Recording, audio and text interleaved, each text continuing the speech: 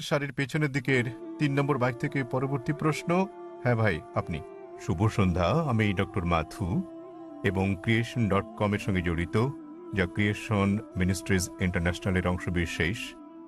একজন চিকিৎসক হিসেবে আমি এখানে এসেছি কারণ আমি শান্তিপ্রিয় এবং যেমন আপনি বলেছেন ভেতরে বাইরে শান্তি। এখন ব্যক্তিগতভাবে যখনই আমি এবং অন্যান্য লাখ লাখ মানুষ পাপবোধ ও এর জন্য অনুতাপের পর বুঝেছি যীশু খ্রিস্ট নিষ্পাপ ব্যক্তি আমার পাপের প্রায়শ্চিত্ত করে গেছেন। তিনি ক্রুশে করে আমার লজ্জা ও অপরাধ নিয়ে গেছেন এবং আমার জন্য জীবন দিয়ে গেছেন। আর সে কারণেই আমার মনে শান্তি আছে এবং এই শান্তি এমন কিছু যা সমঝোতা এনে দেয়। আমি জানতে চাই আপনি কি আমার এই শান্তি হরণ করতে চান? এমন এক শান্তি যা সমঝোতা আনে, পারবেন এর জবাব দিতে? ধন্যবাদ। ভাই একটা সুন্দর প্রশ্ন করলেন। তিনি ডক্টর ম্যাথু, তার একটা ওয়েবসাইট এবং সংস্থা রয়েছে নাম ক্রিয়েশন। তিনি বললেন যে তিনি শান্তি খুঁজে পেয়েছেন, শান্তি লাভের জন্য এখানে এসেছেন। বললেন যীশু খ্রিস্টের মধ্যে শান্তি খুঁজে পেয়েছেন, তার পাপের জন্য তিনি ক্রুশবিদ্ধ হয়ে মারা গেছেন। তিনি ক্রুশবিদ্ধ হয়ে মারা গেছেন, তাই তিনি আমাকে প্রশ্ন করছেন আমি কি আপনার শান্তি হরণ করতে পছন্দ করি? ভাই আমি কখনো আপনার শান্তি নষ্ট করতে চাই না। আমি আপনার মিথ্যে শান্তি নষ্ট করতে চাই এবং আপনাকে সত্যিকারের শান্তি দিতে চাই। আমি যীশু খ্রিস্টকে তার উপর শান্তি বর্ষিত হোক ভালোবাসি, তাকে শ্রদ্ধা করি এবং সম্মান করি। আমি জানতে চাই আপনিও কি যীশু খ্রিস্টকে ভালোবাসেন কি না। আপনার কাছে আমার একটা প্রশ্ন। জি। আপনি কি একমত? হ্যাঁ। বিশ্বাস করেন যীশু খ্রিস্ট ঈশ্বর? হ্যাঁ। ঠিক আছে ভাই, এবার হয় আপনি সত্যিকারের শান্তি নিন, নয় আমি আপনার শান্তি গ্রহণ করি। ঠিক আছে। যদি আপনার শান্তি প্রকৃত শান্তি হয়, আমি আমার শান্তি ছেড়ে দিয়ে আপনার সঙ্গে যোগ দেব। ঠিক আছে। এখন আমাকে বললেন যীশু খ্রিস্ট তারপর শান্তি পরিষদ হোক ঈশ্বর। আমি চ্যালেঞ্জ করছি আপনাকে, পারলে বাইবেলের এমন একটা অনুচ্ছেদ দেখান, স্পষ্ট করে বলা একটা অনুচ্ছেদ দেখান, একটা দ্ব্যর্থহীন ভাবে বলা অনুচ্ছেদ দেখান, যেখানে যীশু খ্রিস্ট তারপর শান্তি পরিষদ হোক নিজে বলেছেন যে আমি ঈশ্বর অথবা আমার উপাসনা করো, তাহলে আমি খ্রিস্টান ধর্ম গ্রহণ করতে রাজি আছি। আপনি বললেন যিশু হলেন ঈশ্বর। মুসলিমদের যতটা সংশ্লিষ্টতা রয়েছে তাতে ইসলাম ধর্ম হচ্ছে একমাত্র খ্রিস্টান ধর্ম বিশ্বাস যাতে যীশু খ্রিস্টকে তারপর শান্তি বর্ষিত হোক বিশ্বাস করতে বলা হয়েছে। কোন মুসলিমই মুসলিম হতে পারবে না যদি সে যীশু খ্রিস্টকে বিশ্বাস না করে। আমরা বিশ্বাস করি যে তিনি সর্বশক্তিমান ঈশ্বরের অন্যতম সেরা পয়গম্বর ছিলেন। আমরা বিশ্বাস করি যে তিনি মসিহ ছিলেন, মানে খ্রিস্ট ছিলেন। আমরা বিশ্বাস করি তিনি জন্ম নিয়েছিলেন অলৌকিকভাবে, কোনো পুরুষের সংস্রব ছাড়াই, যা অনেক আধুনিক খ্রিস্টানি বিশ্বাস করে না। আমরা বিশ্বাস করি যে তিনি ঈশ্বরের অনুমতিক্রমে মৃতকে জীবন দান করেছিলেন। আমরা বিশ্বাস করি যে তিনি ঈশ্বরের অনুমতিতে জন্মান্ধ কুষ্ঠরোগীদের সুস্থ করেছিলেন। মুসলিম আর খ্রিস্টানরা এখানে একসঙ্গে চলছি, কিন্তু পার্থক্য আছে। যেমনটা আপনি বললেন যে বেশিরভাগ খ্রিস্টান বিশ্বাস করেন যে যীশু খ্রিস্ট নিজেকে ঈশ্বর দাবি করেছেন। পরিষ্কার করে বলা এমন একটিও উক্তি নেই সম্পূর্ণ বাইবেলে যেখানে যীশু খ্রিস্ট নিজেকে বলেছেন যে আমি ঈশ্বর কিংবা আমার উপাসনা করো। যদি এরকম উক্তি দেখাতে পারেন, আমি খ্রিস্ট ধর্ম গ্রহণ করতে প্রস্তুত। যদি তিনি না বলে থাকেন, তাহলে কেন আপনারা বিশ্বাস করেন তিনি ঈশ্বর? আর কোথায় যীশু খ্রিস্ট নিজে বলেছেন যে আপনাদের পাপ নিয়ে তিনি ক্রুশবিদ্ধ হয়ে মারা গেছেন? এই শিক্ষাটা হচ্ছে পলের। আপনারা কি পলকে না যীশু খ্রিস্টকে তার উপর শান্তি বর্ষিত হোক অনুসরণ করছেন? বাইবেলের কোথাও নেই। তাই আমার প্রশ্ন হচ্ছে, যখন যীশু খ্রিস্ট কখনো বলেননি যে তিনি ঈশ্বর, তাকে ভালোবাসবেন, আপনাদের সম্মান করা উচিত। তিনি বলেন, যখন তাকে জিজ্ঞাসা করা হলো, যা ছিল প্রথম উপদেশ, সেটা উল্লেখ আছে গসপেল অব মার্ক অধ্যায় নম্বর 12 অনুচ্ছেদ নম্বর 29। তিনি বলেন, শোনো হে ইসরায়েলগণ, আমাদের প্রভু ঈশ্বর হলেন এক ঈশ্বর। তিনি পূর্বসূরি মুসা আলাইহিস সালামের বাণীর আক্ষরিক পুনরাবৃত্তি করেন। তাই আমি আপনাকে বলছি, যদি আপনি যীশু খ্রিস্টের বাণীগুলো জেনে থাকেন, যদি আপনি বলেন যে খ্রিস্টান সেই ব্যক্তি যে যীশু খ্রিস্ট সাল্লাল্লাহু আলাইহি সাল্লামের উপদেশ অনুসরণ করে, যেমন উল্লেখ রয়েছে বুক অফ এফিসিয়েন্স অধ্যায় নম্বর 5 অনুচ্ছেদ নম্বর 18, যে মদ পান করো না। এটা আরো উল্লেখ আছে বুক অফ প্রভাবস অধ্যায় নম্বর 20 অনুচ্ছেদ নম্বর 1। মদ হচ্ছে ব্যঙ্গকারী, প্রতারিতরা এটা গ্রহণ করে। আমরা মুসলিমরা মদ পান করি না, কিন্তু অনেক খ্রিস্টানই পান করে। এছাড়াও আমরা মুসলিমরা শুকর মাংস খাই না, যেমন বাইবেলে উল্লেখ আছে বুক অব লেভিটিকাস অধ্যায় নম্বর 11 অনুচ্ছেদ 7 ও 8, বুক অব ডিউটেরোনমি অধ্যায় 14 অনুচ্ছেদ নম্বর 8, বুক অব আইজায়া অধ্যায় নম্বর 65 অনুচ্ছেদ 2 থেকে 5। তোমরা শুকর মাংস খাবে না। আমরা মুসলিমরা শুকর মাংস খাই না, কিন্তু খ্রিস্টানদের বেশিরভাগই খাই। যীশু খ্রিস্টকে তার উপর শান্তি বর্ষিত হোক তার জন্মের 8ম দিনে খতনা করা হয়েছিল। এটা আছে গসপেল অফ লুক অধ্যায় নম্বর 2 অনুচ্ছেদ নম্বর 21। আমরা মুসলিমরা খতনা করি, কিন্তু বেশিরভাগ খ্রিস্টানই তা করে না। যদি খ্রিস্টান মানে এটা হয় যে ব্যক্তি যীশু খ্রিস্ট সাল্লাল্লাহু আলাইহি সাল্লামের বাণী অনুসরণ করে, তাহলে আমি গর্বের সাথে বলি মুসলিমরা খ্রিস্টানদের চেয়ে অনেক ভালো খ্রিস্টান। তাহলে কোথায় আপনারা যীশু খ্রিস্টের উপদেশ মেনে চলেন আর বলেন যে আপনারা তার উপাসনা করেন? তো ভাই, বাইবেলের এমন একটা অনুচ্ছেদ আপনি উল্লেখ করেন যেখানে যীশুখ্রিস্ট তার নিজের মুখে দ্ব্যর্থহীন ভাষায় বলেছেন যে আমি ঈশ্বর কিংবা আমার উপাসনা করো। ডক্টর জাকির নায়েক, জি ভাই। আমার প্রশ্নটি ছিল শান্তির ওপর, এবং আমার সেই শান্তি রয়েছে। আমি কোনো কিছু প্রমাণ কিংবা আপনার সঙ্গে ভিন্নমত পোষণ করার জন্য কিছু মুখস্থ রাখতে কিংবা বলতে আসি। ভাই, আমি যা বলতে চাই তা হচ্ছে শান্তি, যা আমার বিশ্বাস থেকে এসেছে। কারণ আমরা সবাই পাপী এবং আমাদের পাপ মোচনের জন্য ত্যাগ স্বীকার করা প্রয়োজন। তবে তা আমাদের কাজের মাধ্যমে নয়, বরং এটা বিশ্বাস করার মাধ্যমে যে ঠিক আছে, যীশু খ্রিস্ট আমার পাপের প্রায়শ্চিত্ত করে গেছে। ভালো। তাহলে আপনি একমত যে যীশুখ্রিস্ট সব মানুষের পাপ মোচন করে গেছেন। আপনি কি ব্যাপারে একমত? হ্যাঁ, যারা ঠিক আছে, তাকে বিশ্বাস ঠিক করে। আছে। তাহলে ধরুন আপনার মতো একজন খ্রিস্টান যে যীশুখ্রিস্টকে বিশ্বাস করে, সে আপনার স্ত্রীকে ধর্ষণ করলো, তাহলে কি সে স্বর্গে না নরকে যাবে? মাফ করবেন, যদি একজন খ্রিস্টান এসে আপনার স্ত্রীকে ধর্ষণ করে, যে বিশ্বাস করে যীশুখ্রিস্ট তার পাপের জন্য মারা গেছেন, তাতে যে পাপই করুক না কেন তার পাপ মোচন হয়ে গেছে। তো না। যীশুখ্রিস্ট যদি তার পাপের জন্য মারা গিয়ে থাকেন, এর অর্থ সব খ্রিস্টান পুরুষরা নারী ধর্ষণ করলে কোনো পাপ হবে না? না, কখনোই না। কেন কখনো নয়? আপনি তো বললেন, যদি আপনি কোনো বলেছেন, ব্যক্তি আপনি তো বললেন ভাই, আপনি বললেন আপনার কর্ম আপনাকে স্বর্গে নেবে না, এটা আপনার বিশ্বাস। তাহলে যদি বিশ্বাস করেন যীশুখ্রিস্ট আপনার পাপের জন্য মারা গেছেন, যদি ধর্ষণ করেন, ডাকাতি করেন, যদি অন্য মানুষকে নির্যাতন করেন, তাহলে কি আপনি স্বর্গে যেতে পারবেন? সে খ্রিস্টানই নয়, যদি সে এমন কাজ করে, সহজ কিন্তু ব্যাপার। তিনি তো যীশুখ্রিস্টকে বিশ্বাস করেন এমন খ্রিস্টান অনেককে না। আমি চিনি। এর মানে এটা ভুল ধারণা, ঠিক আছে? বাইবেলে লেখা আছে ঠিক। এমনকি শয়তানরাও যীশু খ্রিস্টকে বিশ্বাস করে, কিন্তু তারা তাকে অনুসরণ করে না। ঠিক, ঠিক আছে, তারা অনুসরণ করে না। আপনি কি যীশুখ্রিস্ট সাল্লাল্লাহু অনুসরণ করেন? জি। আপনার কি খতনা করানো হয়েছে? তাহলে না, আমাকে খতনা করানো তাহলে হয়নি। কেন আপনি যীশুখ্রিস্টকে অনুসরণ করেন না? যীশুখ্রিস্টকে 8ম দিনে খতনা করানো হয়েছিল। আপনি একজন ডক্টর, জি। ঠিক? আপনি জানেন খতনা স্বাস্থ্যগত দিক দিয়ে কত সেটা উপকারী। আমার হাতে ছিল না, তাহলে সেটা ছিল কেন আমার আপনি পিতামাতার হাতে। তো এখনো আপনি করতে পারেন, কোনো সমস্যা নেই। অবশ্যই। আপনি চাইলে সাহায্য করবো আমি। 1 নম্বর পয়েন্ট। 2 নম্বরটা হচ্ছে, আপনি কি শূকরের মাংস খান ভাই? না, কেন আপনি শূকরের মাংস খান না? ওল্ড টেস্টামেন্টে তা উল্লেখ আছে, ঠিক। এবং ঈশ্বর তা উল্লেখ আপনি কি করেছে। মাদক সেবন করেন? আপনি কি মদ পান করেন? না, ভালো। আপনি কি বিশ্বাস করেন যীশুখ্রিস্ট ঈশ্বর? যিশু ঈশ্বর, যিনি মানুষ রূপে পৃথিবীতে এসেছিলেন। কোথায় এটা উল্লেখ আছে বাইবেলের কোন অনুচ্ছেদে আমাকে বলেন? বাইবেলের কোন অনুচ্ছেদে? হ্যাঁ, বাইবেলের কোন অনুচ্ছেদে? কোন অনুচ্ছেদে কোথায় যীশুখ্রিস্ট নিজে বলেছেন যে তিনি ঈশ্বর? ধরেন যদি কেউ আপনাকে ঈশ্বর বলে, আপনি কি বিশ্বাস করবেন আপনি ঈশ্বর? কেউ যদি আমাকে ঈশ্বর বলে, আমি তা বিশ্বাস করব? এই বিষয়টা মনে রাখা দরকার। যীশুখ্রিস্ট কখনো নিজেকে ঈশ্বর দাবি করেননি। প্রকৃতপক্ষে আপনি গসপেল অফ ম্যাথিউ অধ্যায় নম্বর 19 অনুচ্ছেদ 16 ও 17 দেখবেন, এক ব্যক্তি যীশুখ্রিস্টের কাছে এসে বলল, ও গুড মাস্টার, কি ভালো কাজ করলে আমি অনন্ত জীবনে প্রবেশ করতে পারবো? তখন যীশুখ্রিস্ট তারপর শান্তি পরিশুদ্ধ হোক বললেন, কেন তুমি আমাকে ভালো বলছো ঈশ্বরকে বাদ দিয়ে? কেন তুমি আমাকে গুড বলছো? একটি মাত্র গুড আছে, আর তা স্বর্গের ঈশ্বর।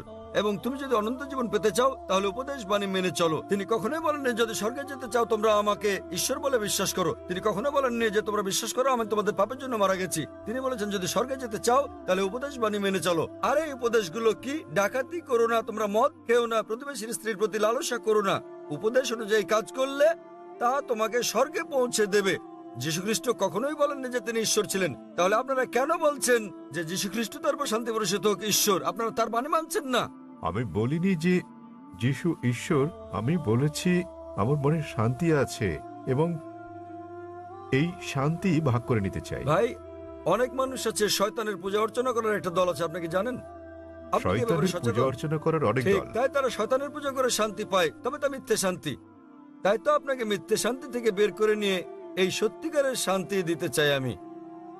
আপনি যাকে শান্তি বলছেন সেটা প্রকৃত শান্তি নয়। আপনি একটা ভুয়া ঈশ্বরের উপাসনা করছেন। যীশুখ্রিস্ট তারপর শান্তি বর্ষিত হোক কখনো বলেননি তিনি ঈশ্বর। সুতরাং আপনি ভুল ঈশ্বরের উপাসনা করছেন এবং আপনি ভুয়া শান্তিতে আছেন। যেমন কিছু মানুষ শয়তানের পূজা করেও তারা ভাবে যে তারা সঠিক পথে আছে। আমি আপনাকে এই ভুয়া শান্তি থেকে বের করে নিয়ে আসল শান্তির পথে আনতে চাই। কারণ আমি নিজেকে একজন খাঁটি খ্রিস্টান ভাবি। যদি খ্রিস্টান মানে এমন ব্যক্তি হয় যিনি যীশু খ্রিস্ট বা ঈসা আলাইহিস সালামের বাণী মেনে চলেন, তাহলে আমি খ্রিস্টানদের চেয়েও বড় খ্রিস্টান।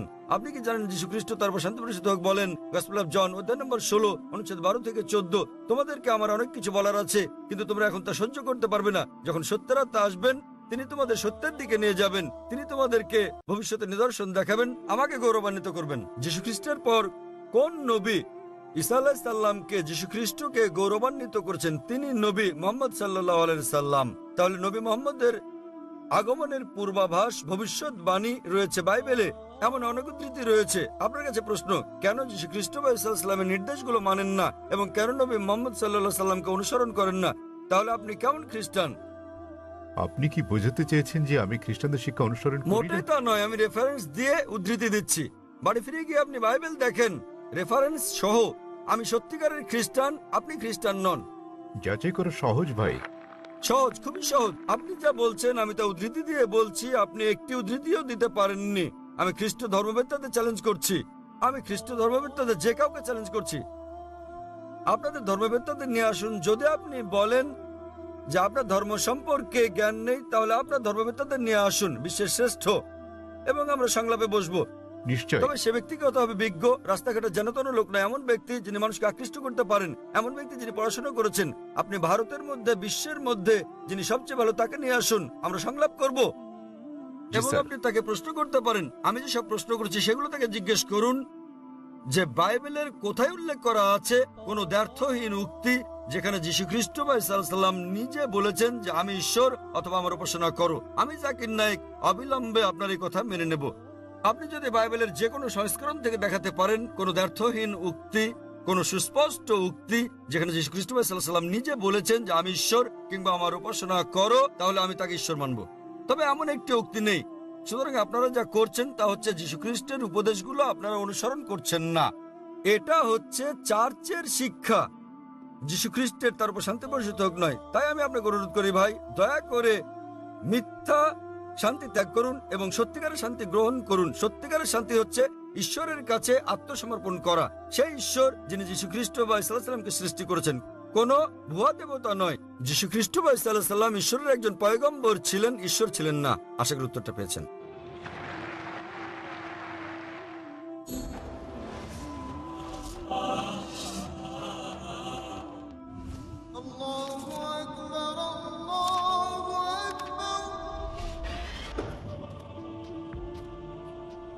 যারা ভুলে গেছে আল্লাহর বিধান,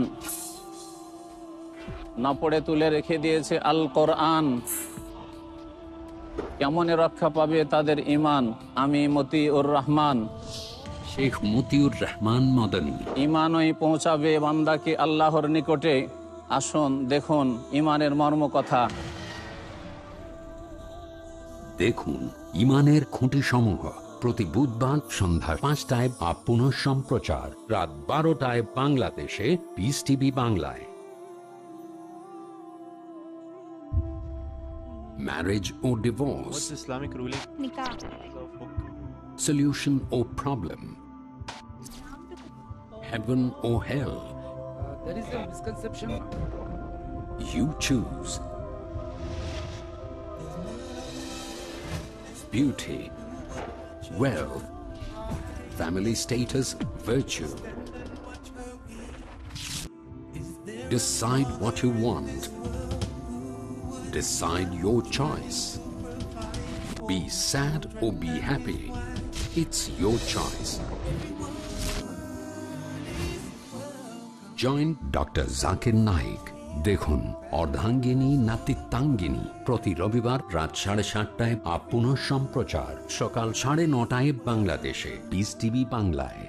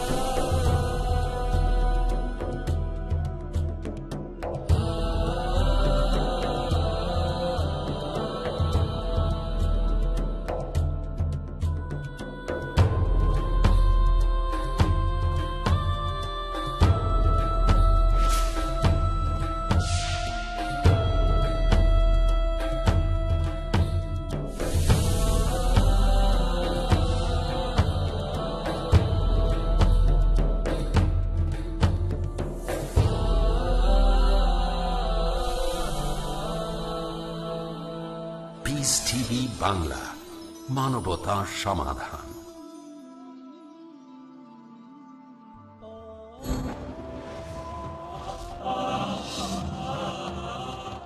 শুভ সন্ধ্যা স্যার, আমার নাম সিমি।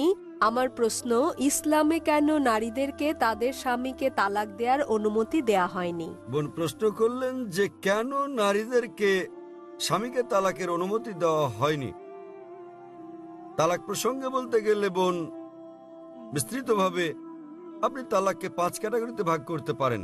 একটা হচ্ছে স্বামী এবং স্ত্রীর পারস্পরিক সম্মতিতে, এটা প্রথম ক্যাটাগরি। দ্বিতীয় ক্যাটাগরি স্বামীর ইচ্ছায় একতরফাভাবে। তৃতীয় ক্যাটাগরি যদি নিকাহনামায় উল্লেখ করা হয়ে থাকে, একজন নারী যখন একজন পুরুষকে বিয়ে করেন তখন যদি তিনি চুক্তির মধ্যে এটা উল্লেখ করেন। কোরআনে কর্তৃত্ব পুরুষকে কেন দেওয়া হয়েছে এ ব্যাপারে আমি পরে আলোচনা করব। তবে নিকাহনামায় যেহেতু বিয়ে হচ্ছে একটা বৈবাহিক চুক্তি, একজন নারী যে কোনো শর্ত জুড়ে দিতে পারেন, এ ব্যাপারে নিষেধ নেই কোরআনে। এই শর্তও দিতে পারেন যে আমি চাই না আমার স্বামী দ্বিতীয় স্ত্রী গ্রহণ করুক, কেননা একজনের বেশি স্ত্রী গ্রহণ ইসলামে আবশ্যকীয় নয়। এতে রাজি থাকলে বিয়ে হবে, না হলে হবে না। মহিলা অন্য একজন পুরুষ, পুরুষ অন্য একজন নারী খুঁজে নেবে। নারী এই শর্ত দিতে পারেন যে যতদিন আমি জীবিত আছি ততদিন তুমি দ্বিতীয় স্ত্রী গ্রহণ করো, আমি চাই না সেটা। কিন্তু আপনি কোরআন পরিপন্থী কোনো শর্ত দিতে পারবেন না। আপনি এমন শর্ত দিতে পারবেন না যে আমি চাই না তুমি নামাজ আদায় করো, কারণ নামাজ আদায় করাটা হচ্ছে অবশ্য কর্তব্য। আপনি এমন শর্ত দিতে পারেন না যে ঐচ্ছিক। অনুরূপভাবে নারী এমন শর্ত দিতে পারেন যে আমার একতরফা তালাক দেওয়ার এখতিয়ার থাকবে। একে বলে তালাকে তাবীজ অথবা ইসমা। তৃতীয় ক্যাটাগরি। চতুর্থ ক্যাটাগরি হচ্ছে তিনি শর্তের মধ্যে উল্লেখ করেন নাই, কিন্তু এখন তিনি তালাক চান। এক্ষেত্রে তিনি স্বামীকে তালাকের জন্য অনুরোধ করতে পারেন, আমি তোমার সঙ্গে থাকতে চাই না। স্বামীর কাছে তালাকের অনুরোধ জানালে একে বলে খুলা। এবং পঞ্চম ক্যাটাগরি, যদি স্বামী রাজি না হয়, স্বামী তার সঙ্গে দুর্ব্যবহার করে, সেক্ষেত্রে তিনি কাজীর কাছে যেতে পারেন, বিচারকের কাছে যেতে পারেন এবং তিনি নিকাহে ফাস্ক বা বিবাহ বাতিল করতে পারেন। স্বামী খারাপ ব্যবহার করলে, স্ত্রীর অধিকার না দিলে তিনি বিচারকের কাছে যেতে পারবেন, বিবাহ বাতিল করতে পারবেন। তাহলে একজন মহিলাও তালাক দিতে পারেন। তবে স্বাভাবিক পরিস্থিতিতে পুরুষদেরই এই ক্ষমতা দেওয়া হয়েছে। কেন? কারণ বিয়ের সময় যে ব্যক্তি ক্ষতিগ্রস্ত হয় তিনি পুরুষ, নারী নন। নারী লাভবান। যদি আপনি আমার কথা শুনে থাকেন, গত শনিবারে ইসলামে নারীর অধিকার, অধীনতা না সুরক্ষা এই ব্যাপারে আমি সেখানে বলেছি যে বিয়ের সময় নারীদের প্রাপ্তিযোগ ঘটে। কোরআনে বলা হয়েছে সূরা নিসা অধ্যায় 4 আয়াত নম্বর 4 যে নারীদেরকে দিয়ে দাও বিবাহের সময় বৈবাহিক পুরস্কার, মোহর। বিয়ের সময় স্বামী স্ত্রীকে দিয়ে থাকে নির্দিষ্ট পরিমাণ অর্থ মোহর। মোহর যে কোনো পরিমাণ হতে পারে। তাহলে ভাবুন, নারীর বিয়ের আগে এটা পুরুষের কর্তব্য, অর্থাৎ পিতা এবং ভাইয়ের কর্তব্য। বিয়ের পর এই দায়িত্ব তার স্বামীর, আর ছেলের তার অন্ন, বস্ত্র, বাসস্থান সহ সব আর্থিক বিষয়গুলো দেখা। যদি তালাক হয়ে যায় তাহলে তার দেখাশোনার দায়িত্ব হচ্ছে পিতামাতার। পিতামাতা না থাকলে সমাজের দায়িত্ব তার দেখাশোনা করা। সমাজ না করলে ইসলামী রাষ্ট্রের দায়িত্ব তার দেখভাল করা। তাই সে আর্থিক দিক থেকে নিরাপদ। যদি তালাক হয়ে যায়, পুরুষ তালাক দেয়, তো তার মোহর লস, কিন্তু নারীর প্রাপ্তিযোগ আছে। এখন তার বিয়ের সম্ভাবনা রয়েছে, আবার বিয়ে করলে সে নতুন মোহর পায়। আর পুরুষ যদি আরেকজন নারীকে বিয়ে করতে যায়, নতুন করে মোহর দিতে হবে। যদি পুরুষ কর্তৃক নারীকে দেওয়া হয় তাহলে বিয়ের পর সে তালাক দিয়ে অর্থ উপার্জন করতে থাকবে, তাতে ক্ষতিগ্রস্ত কে? পুরুষ। সুতরাং সর্বশক্তিমান আল্লাহ অন্যভাবে পুরুষের মর্যাদা রক্ষা করে থাকেন। অন্যথায় ইসলামে পুরুষের অধিকার শীর্ষক লেকচার দিতে হবে। কারণ তালাক হলে পুরুষ নারীর চেয়ে আর্থিক ও অন্যান্য দিক দিয়ে বেশি ক্ষতিগ্রস্ত হয়। নারী নিরাপত্তা পায় পরিবার থেকে, সমাজ থেকে, রাষ্ট্রের কাছে, পুরুষ তা পায় না। তাই এসব কারণে আল্লাহ সর্বশক্তিমান ঈশ্বর পুরুষকে নিরাপত্তা দিয়েছেন। তথাপিও নারী চাইলে বৈবাহিক চুক্তিতে উল্লেখ করলে সে নিজেও তালাক দিতে পারবে, অথবা সে তালাক দেওয়ার জন্য স্বামীকে অনুরোধ করতে পারে, যাকে বলে খুলা। অথবা স্বামী খারাপ ব্যবহার করলে বিচারকের কাছে যেতে পারে এবং বিবাহ বাতিল করে দিতে পারে, যাকে বলে নিকাহে ফাস্ক। আশা করি উত্তরটা পেয়েছেন। জি, আপনাকে ধন্যবাদ। হ্যাঁ, পিছনের দিকের বাইক থেকে আপনি বলুন। আমি মিসেস পল। আমি হাইকোর্টের একজন উকিল। আমি হিন্দু, বিয়ে হয়েছে খ্রিস্টানের সঙ্গে। আমার মনে এই প্রশ্নটি এসেছে মানুষ হত্যার ব্যাপারে ডাক্তার সাহেবের চিন্তাভাবনা এবং ইসলামের শিক্ষার কথা শোনার পর। যদি হত্যা করা ইসলামে কঠোরভাবে নিষিদ্ধ হয়, তাহলে কেন মুসলমানদের আধ্যাত্মিক নেতারা জিহাদের নামে যে হত্যাকাণ্ড চলছে তার প্রকাশ্য সমালোচনা ও বিরোধিতা করছেন না। মুসলমানরা কিভাবে কতিপয় মুসলমানের ইসলামের অপব্যবহার ও অপব্যাখ্যা মেনে নিচ্ছেন, যারা সারা বিশ্বে মুসলমানদের নামে কলঙ্ক লেপন করছেন? বোন সুন্দর একটা প্রশ্ন করলেন। বললেন যে তিনি ইসলামের শিক্ষা থেকে অনুপ্রাণিত হয়েছেন, ইসলাম নিরপরাধ মানুষ হত্যার বিপক্ষে, কিন্তু তবুও কেন সব মুসলিম নেতারা একত্রিত হয়ে এর নিন্দা করে না যেসব হত্যাকাণ্ড চলছে জিহাদের নামে, এবং এ ধরনের কিছু কুলাঙ্গারের কারণে ইসলাম কলুষিত হচ্ছে? বোন, বিস্তারিত জবাবের জন্য আপনাকে 1 বছর আগে 2008 সালের নভেম্বরে বিগত শান্তি সম্মেলনে আমার আলোচনার শেষ দিকের কথাগুলো শুনতে হবে। দ্বিতীয় আন্তর্জাতিক শান্তি সম্মেলনে আমার শেষ বক্তব্যটার বিষয় ছিল মিডিয়া এবং ইসলাম, যুদ্ধ না শান্তি। প্রধানত যারা দোষী তারা হচ্ছে মিডিয়া। মিডিয়ায় কোনো সম্প্রদায়ের কুলাঙ্গারদের খুঁজে বের করে এবং তাদেরকে এমনভাবে তুলে ধরে যেন তারাই হচ্ছে অনুসরণীয় মুসলিম। এটাই হচ্ছে মিডিয়া। তাই মিডিয়ায় যে আপনারা দেখছেন সেগুলো ঘটনার বাস্তব চিত্র নয়। কোরআনে পরিষ্কারভাবে বলা হয়েছে, সূরা মাইদা অধ্যায় 5 আয়াত 32, যে যদি কেউ কোনো মানুষকে হত্যা করে, হোক মুসলিম বা অমুসলিম, সেটা যদি হত্যার অপরাধ বা দেশে বিশৃঙ্খলা সৃষ্টির অপরাধে না হয়, তাহলে সে যেন সমগ্র মানবজাতিকে হত্যা করলো। এবং যদি কেউ কোনো মানুষের জীবন রক্ষা করে, তাহলে সে যেন পুরো মানবজাতিকে রক্ষা করলো। সুতরাং কোনো নিরপরাধ মানুষকে হত্যা করা হচ্ছে পাপ ইসলামে। এটা কেবল পাপই না, এটা সমগ্র মানবজাতিকে হত্যা করার মতো পাপ। তাই যারা হত্যাকাণ্ড ঘটায়, বিভিন্ন ঘটনা ঘটে, রাস্তা দিয়ে চলার সময় বোমা বিস্ফোরণ ঘটে ইত্যাদি, নিরপরাধ মানুষকে হত্যা করা সম্পূর্ণ নিষিদ্ধ। এটা অত্যন্ত পরিষ্কার। এবং যখন আমি গিয়েছিলাম ইউএসএ, যখন গিয়েছিলাম ইউকে, যে মুসলিম সংগঠনগুলো রয়েছে তারা নিন্দা জানিয়েছে। আপনারা জানেন লন্ডনে পাতাল রেল স্টেশনে বোমা বিস্ফোরণ ঘটেছিল, আমরা তার নিন্দা জানিয়েছি। আমি ইউএসএ গিয়েছি, দেখেছি যে মুসলিম সংগঠন 9/11-এর ঘটনা নিন্দা জানিয়েছে। আমি তাদের সঙ্গে একমত, তাদের সঙ্গে আমি একমত। 9/11-এ যে ঘটেছিল, কয়েক হাজার মানুষ নিহত হয়েছিল, এটা নিন্দনীয় কাজ। কে এটা করেছে আমি জানি না, আমি বলছি না যে মুসলিমরা করেছে, এটা হচ্ছে মিডিয়া। তারা বলছে কোনো প্রমাণ নেই, কোনো প্রমাণ নেই। কিন্তু যে করুক না কেন, ইন্টারনেটে ঢুকলে আপনি দেখবেন অনেক প্রামাণ্য চিত্র আছে যাতে দেখানো হয়েছে যে এটা সরকারের কাজ, অভ্যন্তরীণ ষড়যন্ত্র। জর্জ বুশ করেছে, এটা আমি জানি না কে করেছে। তবে যেই করুক, 9/11-এর টুইন টাওয়ারে বোমা হামলার ঘটনায় হাজার হাজার নিরপরাধ মানুষ হত্যা করা, এটা নিন্দনীয়। 50 জনের বেশি মানুষ মারা গেছে লন্ডনের পাতাল রেল বোমা হামলার ঘটনায়, সেটাও নিন্দনীয়। 2 বছর আগে জুলাই মাসে বোম্বেতে ট্রেনে যে বোমা হামলার ঘটনা ঘটে, সেখানে 100-রও বেশি মানুষ নিহত হয়, এটাও নিন্দনীয়। কিন্তু এখানেই থামলে চলবে না। একইভাবে আমি আফগানিস্তানে হাজার হাজার মানুষ হত্যারও নিন্দা জানাই, নিন্দা করি। ইরাকে হাজার হাজার মানুষ হত্যার, ফিলিস্তিনে হাজার হাজার মানুষ হত্যার নিন্দা করি। আমি একে শ্বেত সন্ত্রাসবাদ বলি। আপনারা জানেন তারা কি করছে? তারা ক্ষেপণাস্ত্র পাঠাচ্ছে, তারা পাঠাচ্ছে বোমা। আপনারা জানেন ফিলিস্তিনিরা তারা লড়াই করছে ইটপাটকেল দিয়ে, আর তাদেরকে বলা হচ্ছে সন্ত্রাসী। আপনারা জানেন আমেরিকা বোমা পাঠাচ্ছে, প্যাট্রিয়ট ক্ষেপণাস্ত্র, গুচ্ছ বোমা পাঠাচ্ছে। এই গুচ্ছ বোমা যখন কোথাও পড়ে, তখন এটা অনেকগুলো বোমায় বিভক্ত হয়। এভাবে হাজার হাজার আফগানকে হত্যা করা হচ্ছে। কিন্তু কেন? এটা কাপুরুষোচিত কাজ। সেজন্য সমাপনী বক্তৃতায় আমি বলেছিলাম গত কয়েক শতাব্দীর সবচেয়ে বড় সন্ত্রাসী জর্জ বুশ। 1 নাম্বার। জর্জ বুশের মতো এত মানুষ আর কেউ হত্যা করেনি। এখন তিনি আর ক্ষমতায় নেই। ইরাকে তিনি ওষুধের ওপর নিষেধাজ্ঞা আরোপ করেন এবং জর্জ বুশের কারণে ইরাকের 5 লাখ শিশু নিহত হয়। আমরা ভালো করে জানি। এমনকি যদি একমত হয়েও যায় সেখানে একজন লোক লুকিয়ে আছে, এই লোকটি যে বিন লাদেন তার তো কোনো প্রমাণ নেই। যদি তিনি লুকিয়েও থাকেন, ভাবুন সেক্ষেত্রে আপনি একজন মানুষের জন্য হাজার হাজার মানুষকে হত্যা করছেন। এটা দুঃখজনক। আমরা দেখতে পাচ্ছি যে এটা মিডিয়া তুলে ধরছে। মিডিয়া যা তুলে ধরছে তা হচ্ছে মুসলিমরা এই কাজ করেছে। আমি জানি বোন কুলাঙ্গার আছে, আমাদের সম্প্রদায়ে কুলাঙ্গার আছে, সব সম্প্রদায় তো কুলাঙ্গার রয়েছে। ভারতীয় মিডিয়া কাশ্মীর নিয়ে কথা বলে, কতবার বলেছে আসাম নিয়ে, নকশাল মাওবাদীদের নিয়ে। আপনি জানেন ভারতের জন্য সবচেয়ে বড় হুমকি হচ্ছে মাওবাদীরা। তারা কি করছে? তারা থানায় বোম মারছে, তারা পুলিশ হত্যা করছে। ভারতের বেশিরভাগ হত্যাকাণ্ডই ঘটায় মাওবাদীরা, কমিউনিস্টরা, এলটিটি, হিন্দুরা। কিন্তু কে তাদেরকে বলছে হিন্দু সন্ত্রাসী? আপনি আসামে গেলে দেখবেন খ্রিস্টান সন্ত্রাসী।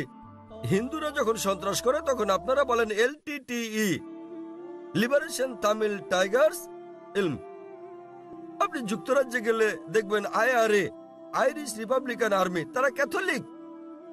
প্রোটেস্ট্যান্ট আর ক্যাথলিকদের মধ্যে বিস্তর তফাৎ রয়েছে। কেউ তাদেরকে ক্যাথলিক সন্ত্রাসী বলছে না কেন?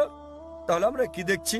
কোনো ধর্মই নিরপরাধ মানুষকে হত্যা করতে শেখায় না, কিন্তু মুসলিমদের চেয়ে অমুসলিমরাই বেশি নিরপরাধ মানুষকে হত্যা করছে। তথাকথিত মুসলমান যারা নিরপরাধ মানুষকে হত্যা করে তারা আসলে মুসলিম নয়, তারা কোরআন এবং নবীর শিক্ষা অনুসরণ করে না।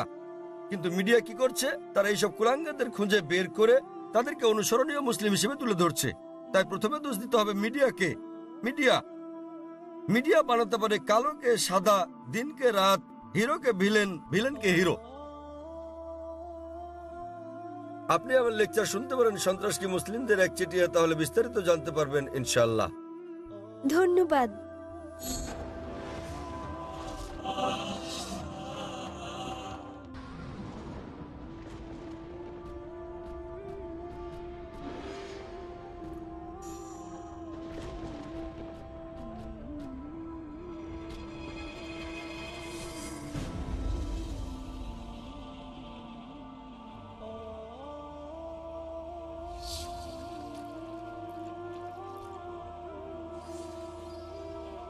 কখনো কয়েক ফোঁটা পানি একজনের তৃষ্ণা মেটাতে পারে।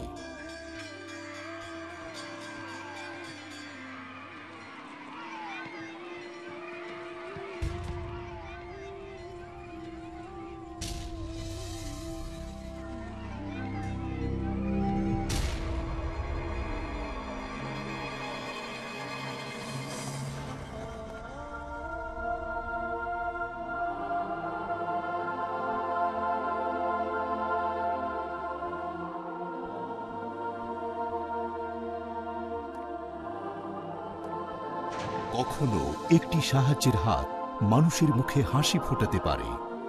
আমাকে খেলনাটা একটু দাও না, দাও না, দাও না। না, দেব না, দেব না, দেব না।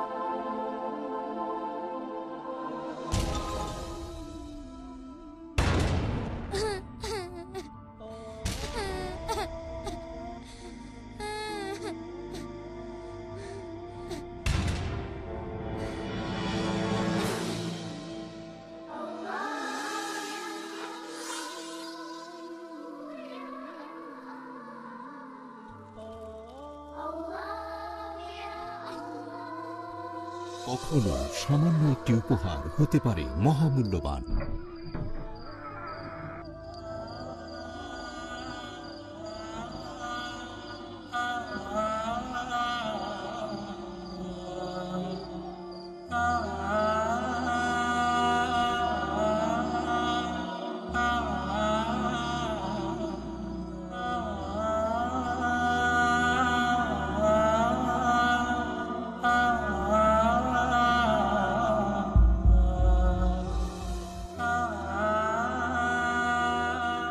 কখনো একটি জীবন দর্শন মানুষের মনে জাগাতে পারে আশার আলো।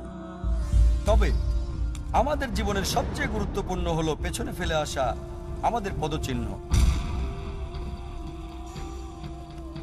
মুক্ত হস্তে দান করুন, সেই পদচিহ্নই রেখে যান যেভাবে স্রষ্টা আমাদের জীবনটাকে পরিচালিত করতে বলেছেন। পিস টিভি, মানবতার সমাধান। আপনাদের ডোনেশন আর জাকাত পাঠিয়ে দিন। পিস টিভিকে সমর্থন করুন। ডোনেশন এবং জাকাত পাঠানোর ঠিকানা IRFI আল Ryan bank, quadrant code 48 Calthorpe road, Birmingham, UK। Post code B151TH, short code 300083, Swift BIC code IBO BZB22, IBAN GB52 LOYD 30963401024192, pound account number 011323001, euro account number 011323002, US dollar account number 011323003। টাকা পাঠিয়ে আমাদের email করুন admin@peacetv.tv। Piece TV, মানবতার সমাধান। আসসালামু আলাইকুম ওয়া রাহমাতুল্লাহ। আমি মোহাম্মদ হাশিম মাদানী, আর আপনারা দেখছেন পিস টিভি বাংলা।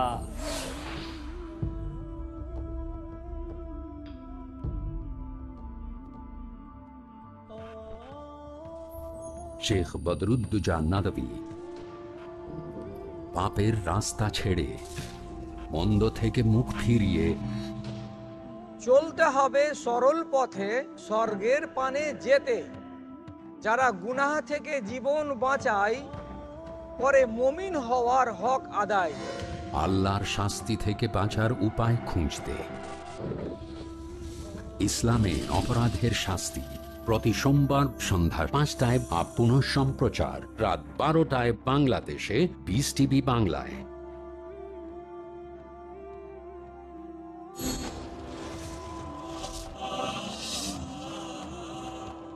শুভ সন্ধ্যা স্যার। Good evening. আমার নাম রাহুল গাওকার এবং আমি একজন ছাত্র। আমি ইসলাম ধর্ম সম্পর্কে আপনার কাছে জানতে চাই, অন্যান্য মুসলমানদের তুলনায় কেন শিয়া মুসলমানদের কম গুরুত্ব দেয়া হয়। আমি আমার এক মুসলমান বন্ধুর কাছে শুনেছি তাদেরকে শিয়া পরিবারের পানীয় পান করার অনুমতি দেয়া হয় না, পানীয় না, ঠিক আছে। আমি আসলে জানতে চাই, এও বলা হয়ে থাকে যে ইরাকে সাদ্দাম হোসেন যা করেছেন, তিনি রাসায়নিক গ্যাস প্রয়োগ করেছেন, তিনি শিয়াদের উপর নৃশংসতা চালিয়েছেন, যা দ্বিতীয় বিশ্বযুদ্ধের সময় ইহুদিদের উপর হিটলারের নির্যাতনের সঙ্গে তুলনীয়। তাহলে এটিকে কি আপনি অবিচার মনে করেন না? আমি আরো জানতে চাই, প্রকৃতপক্ষে পূর্বে শিয়ারা ইসলাম ধর্মে যে ভুল করেছে তারা আজও তার প্রায়শ্চিত্ত করে যাচ্ছে কিনা। ভাই প্রশ্ন করলেন যে শিয়াদের কেন নিচ বললে গণ্য করা হয়, তারা কি অপরাধ করেছে, সাদ্দাম হোসেন কেন তাদেরকে হত্যা করেছেন, যেমন জার্মানিতে হিটলার রাসায়নিক অস্ত্র দিয়ে ইহুদিদের হত্যা করেছে ইত্যাদি। ভাই ইসলামে কোনো শিয়া সুন্নি নেই, কোনো শিয়া সুন্নি নেই ইসলামে। অনেক লোক আছে। আমি উত্তরটা দেই, আমি উত্তর দেব। আপনার প্রশ্নের উত্তর দেওয়ার পর আপনি বলবেন। ইসলামে কোনো শিয়া সুন্নি নেই। কোরআনে বলা হয়েছে সূরা আলে ইমরান অধ্যায় 3 আয়াত নম্বর 103, তোমরা আল্লাহর রজ্জু শক্ত করে ধরো এবং পরস্পর বিচ্ছিন্ন হও না। আমাদেরকে আল্লাহর রজ্জু ধরতে হবে, এটা কোরআন এবং নবী মুহাম্মদ সাল্লাল্লাহু আলাইহি ওয়াসাল্লামের সহিহ হাদিস। যদি আপনি এই রজ্জু ধরেন তাহলে আপনি খাঁটি মুসলিম। ইসলামে শিয়া সুন্নি নেই এবং ইসলামে কোনো ভাগ নেই। কোরআন বলছে সূরা আনাম অধ্যায় নম্বর 6 আয়াত নম্বর 159, হে নবী, নিশ্চয়ই যারা খণ্ড বিখণ্ড করেছে, অনেক দল করেছে ইসলাম ধর্মকে, তাদের সাথে আপনার কোনো সম্পর্ক নেই। আল্লাহ বিচার দিবসে তাদের ব্যাপারটা দেখবেন। এবং আমাদের নবী মুহাম্মদ সাল্লাল্লাহু আলাইহি ওয়াসাল্লাম বলেছেন যে মুসলিমদের মধ্যে 73টি দল হবে, এর মধ্যে কেবলমাত্র একটি দল যাবে জান্নাতে। সাহাবাগণ জিজ্ঞেস করলেন কোন দলটি? যারা অনুসরণ করবে আমাকে এবং আমার সাহাবীদের, যারা কোরআন এবং নবীর সহিহ হাদিস মেনে চলবে তারা। সুতরাং কোরআন বলছে ধর্মকে খণ্ড বিখণ্ড করো না। আমাদের নবী বলেন, এমনকি কোরআনে বলা হয়েছে কিছু লোক থাকবে তারা দল সৃষ্টি করবে। কতটা? 73টা। যে দল সঠিক পথে থাকবে তারা বিভাজন সৃষ্টি করবে না। সুতরাং যে কেউ নিজেকে মুসলিম ছাড়া অন্য কিছু বললেও শব্দটি হবে মুসলিম। মুসলিম মানে যে নিজের ইচ্ছাকে আল্লাহর কাছে সমর্পণ করেছে। নবী কি ছিলেন? তিনি শিয়া ছিলেন না সুন্নি ছিলেন? তিনি কি ছিলেন? তিনি ছিলেন মুসলিম। এবং এর আগে আমি বোনকে যে জবাব দিয়েছি তাতে ছিল সূরা আলে ইমরান অধ্যায় 3 আয়াত নম্বর 64 বলা হয়েছে, সাক্ষী থাকো যে আমরা মুসলিম। বিচার করার জন্য আপনি কি করবেন মুসলিমরা ঠিক না ভুল পথে চলছে? আপনি দেখবেন কোরআন। মোহাম্মদ, জাকির, সুলতান, আব্দুল্লাহ, যে কোনো নাম হোক, কোনো সমস্যা নেই। নিজেকে পরীক্ষা করতে বলেন, যদি সে কোরআন এবং নবীর নির্ভরযোগ্য বাণী বুখারী, মুসলিম ইত্যাদি অনুসরণ করে তাহলে সে খাঁটি মুসলিম। যদি সে নবীর প্রকৃত